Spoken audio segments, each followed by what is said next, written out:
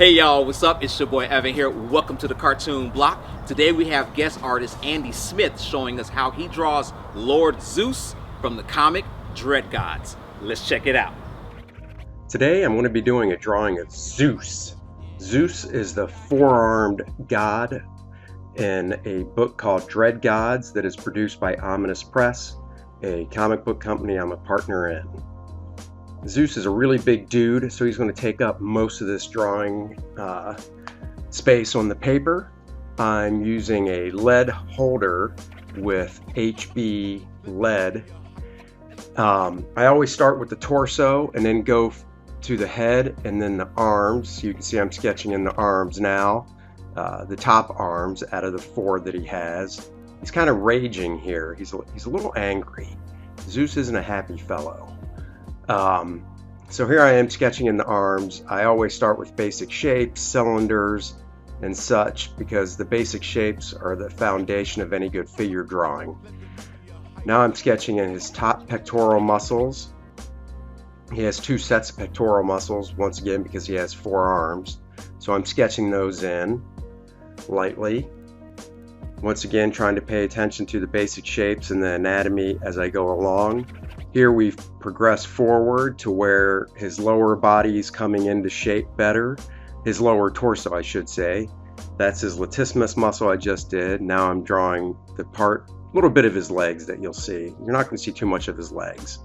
So just sketching those in roughly. Going back in, tightening up the latissimus.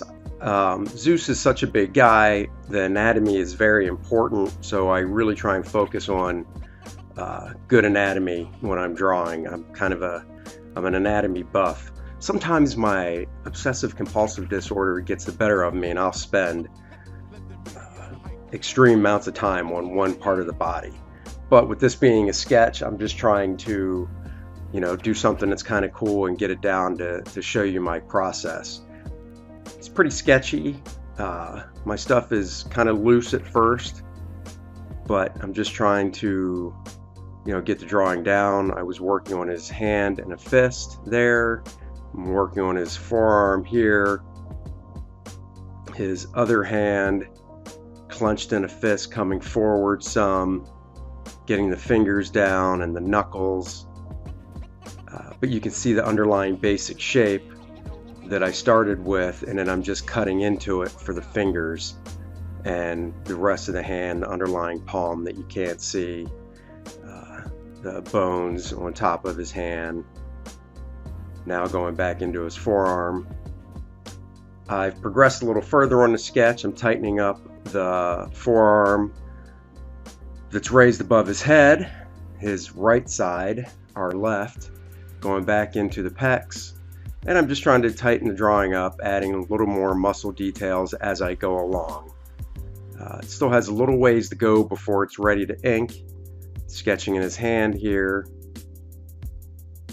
Those are the bones of his thumb, the outline of his fist. A lot of stuff I can do as a shortcut because I've been drawing for so long. For beginners, I wouldn't take shortcuts. Obviously, you're going to want to spend more time with the construction and the underlying shapes and forms. And it's kind of like crawling before you can walk and walking before you can run. You have to take into account all the underdrawing first before you can get into the nice fancy finished detail.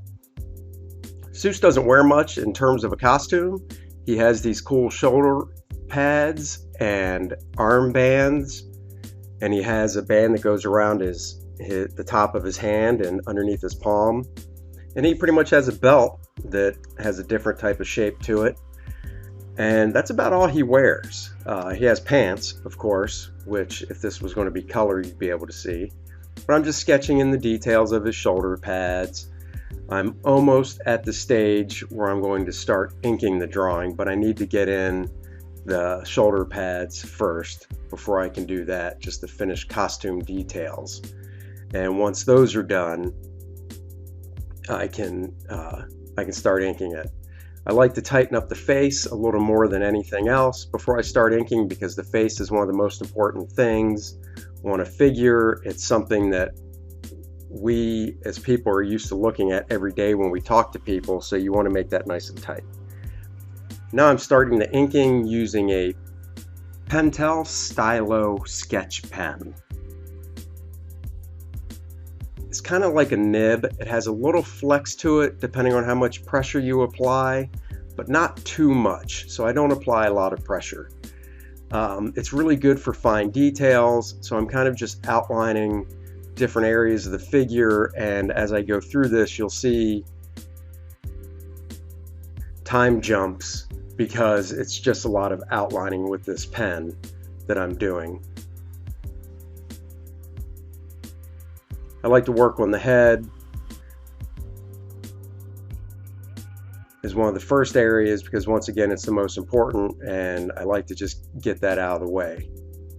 I'll use a template with a fine point Sharpie to do the perfect circles and such on his costume. I could freehand them, but I'd rather have them nice and precise, and that's what templates are for. And since I have such an array of templates next to my desk, I might as well put them to use. I'm now using a Pilot Namiki fountain pen that has a flexible hooded nib that can give you a variety of line variation depending on the amount of pressure you use when inking with it. It's an extra fine point, so you're not going to get a really fat line out of it when you press down on it, but you can get a little line weight variation from it.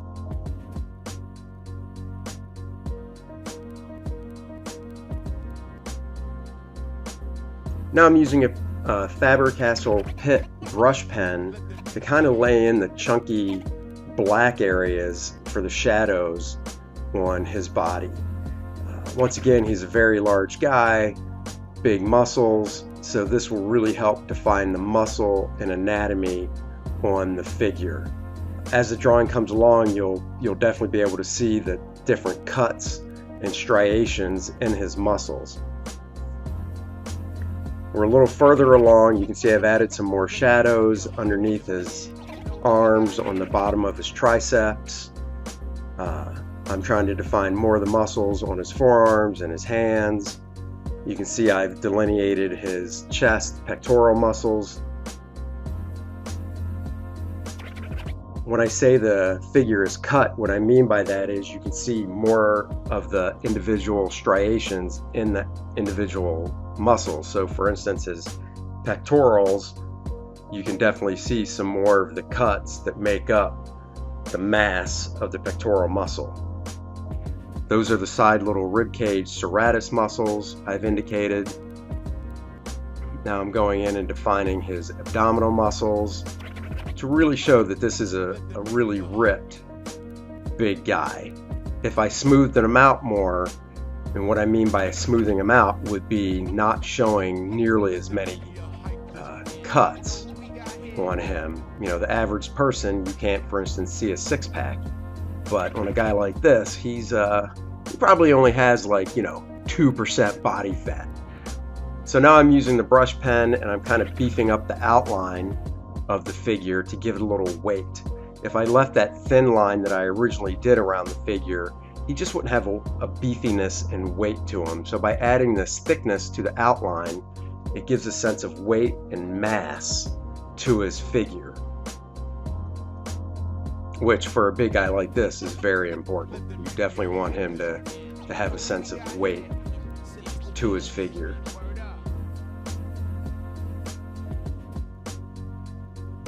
And this is what I would consider a convention sketch. When I do my actual artwork for comic books, I'll use a real brush that I dip in ink. But for conventions, I can't take all that stuff with me, so I use these nice brush pens and different tools that you've seen me use on this. And I also want to point out that this video drawing is only about 11 minutes long, but this actual piece from start to finish took me about 2 hours. So I don't want you to think I'm super fast, because I'm not. Now I'm going back in with the Pilot Namiki fountain pen.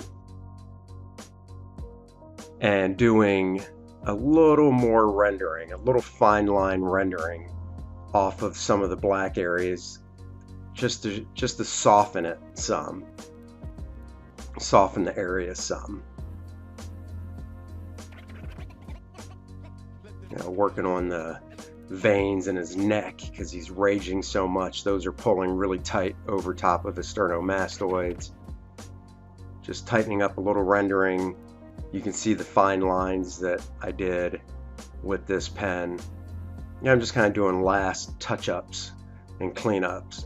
I'm using my Sharpie to, you know, my fine point Sharpie to add a little bit more feathering as well. It gives a different look than the Pilot Namiki fountain pen that I was using before. Just softens the black areas with these fine lines. Now I use my kneaded eraser, give it a few seconds to dry, and I love my kneaded eraser for erasing my drawings because, as you can see, I can mold it into different shapes. Once it's erased, I'll add a little more line work that I see it might need. And then that's it. Here is the final drawing of Zeus. So this is my book, Dynamic Hero Templates. It's a book designed for the character designer and everybody. I have pre-drawn templates of different male figures. Volume 1 is just the male. This is their close-up of heads, full body shots that you can design your character over, and then after you design something over the full body shot, you can use one of the close-ups of the head to design the details more clear. The book is printed on heavier stock paper. All the drawings are in light blue, so your gray pencil will show up perfectly over top of the templates I've pre-designed. There's 8 different body types in the book. These are some examples of characters I designed. And this is available on Kickstarter. I'd like to thank Evan Burse for letting me show my stuff on Cartoon Block. Evan is a fantastic person and a great artist, and I thank him so much for letting me take this time to show you my book, Dynamic Hero Templates. If you're still struggling with coming up with your own superhero body, grab my free superhero mini course. It'll save you time, effort, and aggravation, and you can draw your own superhero body and impress all your friends.